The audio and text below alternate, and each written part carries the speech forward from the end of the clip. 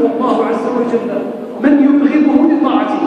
حتى احنا نشوف مثلا في شر الله من الشياطين كما جاء في حديث الرسول صلى الله عليه وسلم قال تسلسل الشياطين وتصفت الشياطين. قال ابن القيم في شرح هذا الحديث قال إذا جاء رمضان فتحت أبواب الجنان وأغلقت أبواب النيران وصفدت الشياطين. قال ابن القيم في شرح هذا الحديث قال فما فضح الله عز وجل رجلا في رمضان إلا من خبيثة نفسه.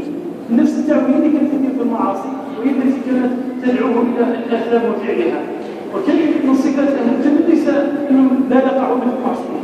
ربما الناس جميعا يظنون أن الوقوع في المعصية يخرجهم من الجنة، مع أنه كي نرجع للسيرة نلقى كبار صحابة الرسول صلى الله عليه وسلم وقعوا في ذنوب كبيرة جدا كشرب الخمر كالزنا كالسرقة.